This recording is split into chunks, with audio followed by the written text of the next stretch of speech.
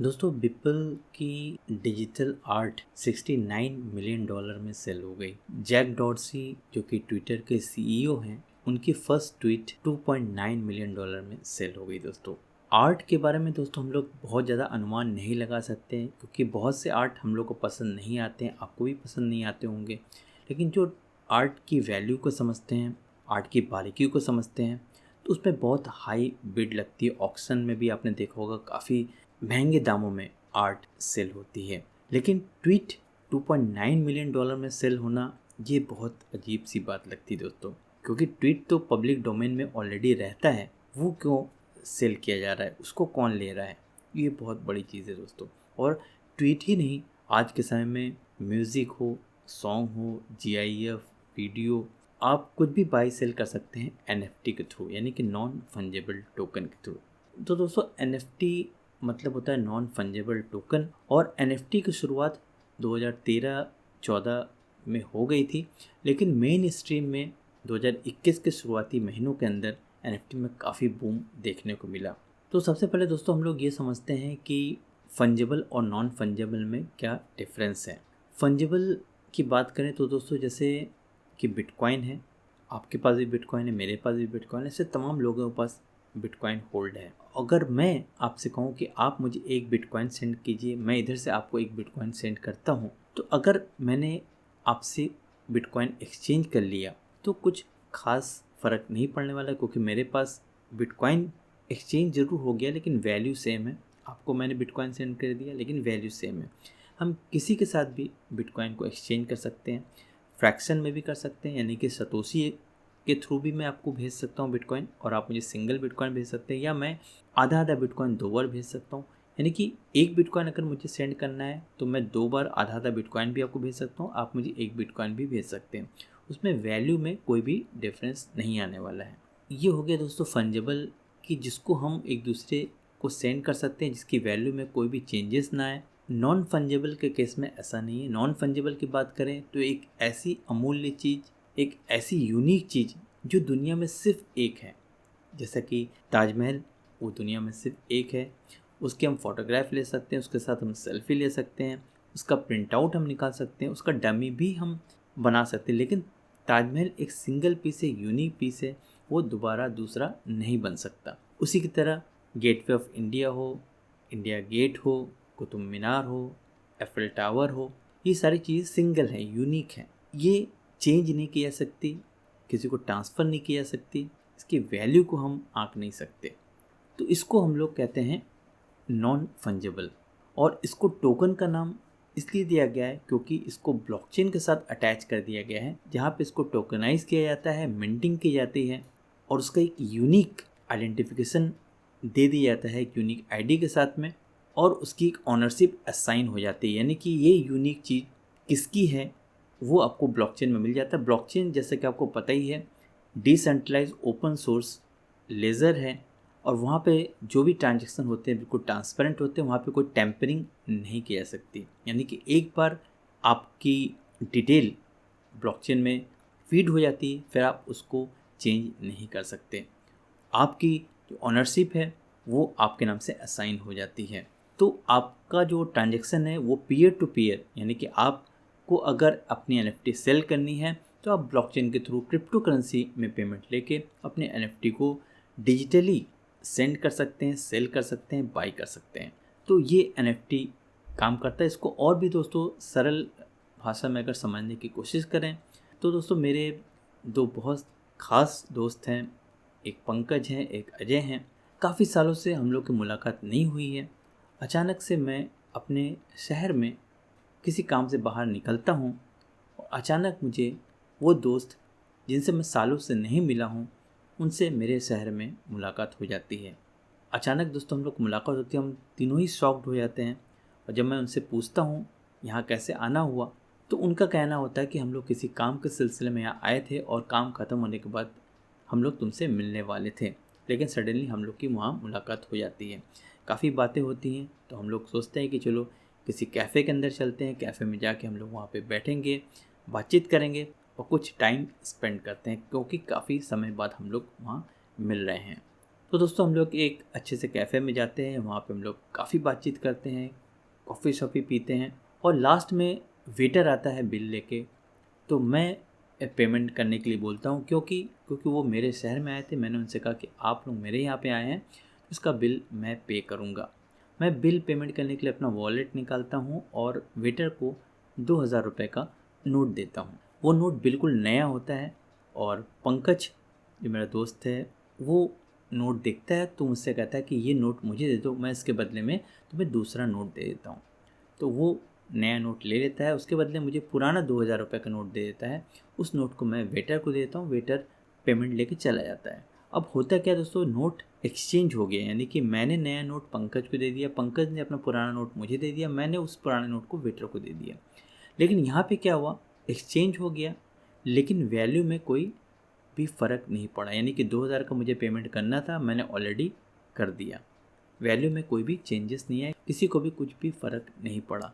वहीं पे बातचीत के दौरान दोस्तों मैं काफ़ी बातें करता हूँ। मैं अपने दोस्तों से बोलता हूँ कि भाई पिछले हफ्ते मैं फ़ॉरेन ट्रिप में गया था दुबई, वहाँ पे मैंने काफ़ी इन्जॉय किया, काफ़ी घूमा और वहाँ पे घूमते हुए दोस्तों मैंने वहाँ पे देखा कि वहाँ बॉलीवुड मूवी की शूटिंग हो रही थी। तो यहाँ पे दोस्तों जब भी इंडिया में शूटिंग होती है तो आप एक्टर से मिलना दूर की बात है, यहाँ शूटिंग भी आप ठीक से नहीं देख सकते क्योंकि इतना ज़्यादा रश होता है, इतना लोगों में क्रेज़ होता है, सिक्योरिटी इतनी टाइट होती है कि आप किसी भी एक्टर के नज़दीक भी नहीं जा सकते। लेकिन वहाँ पे ऐसा माहौल नहीं था, बहुत लिमिटेड लोग थे जो शूटिंग देख रहे थे।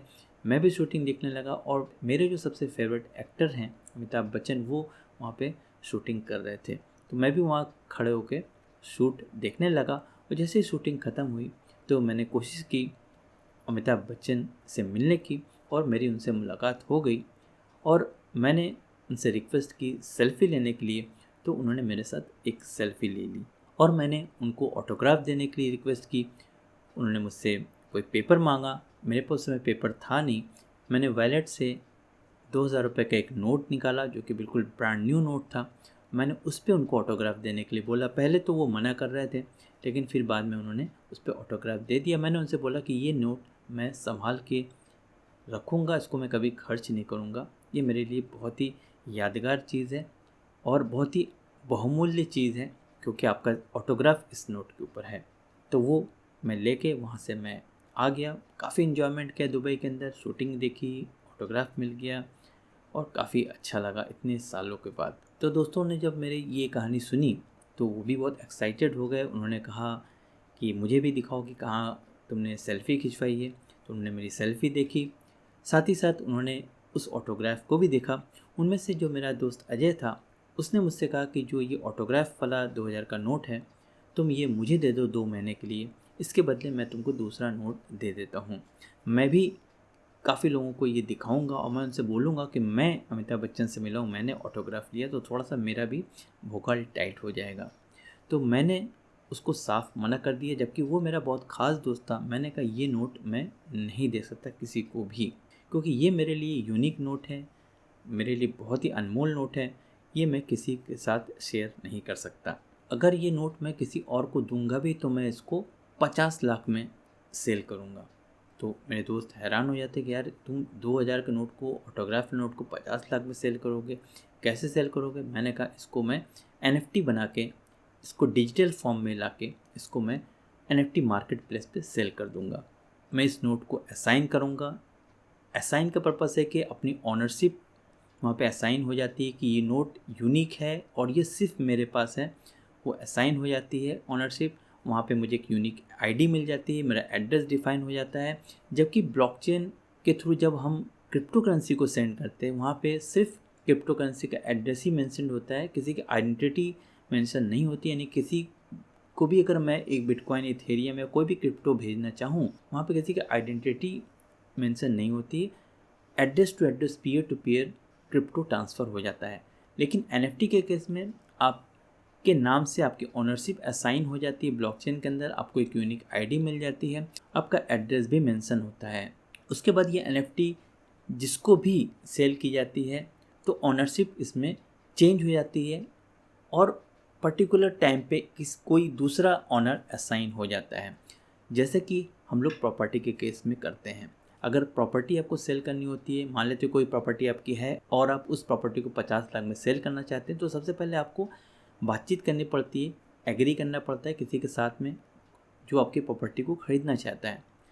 उसके बाद क्या करते हैं, हम डायरेक्टली उसके साथ पैसे लेकर उसको प्रॉपर्टी नहीं दे सकते। उस केस में हमें लिखा पढ़ी करनी पड़ती है, हमें कोर्ट में जाना पड़ता है, हमें नोटरी से मिलना पड़ता है और एक एग्रीमेंट तैयार करना पड़ता है कि ये प्रॉपर्टी ए की है और ए इस प्रॉपर्टी को सेल कर रहा है बी को, तो वो प्रॉपर्टी रजिस्ट्री होने के बाद उसके नाम से असाइन हो जाती है। सेम उसी तरीके से NFT के केस में भी होता है।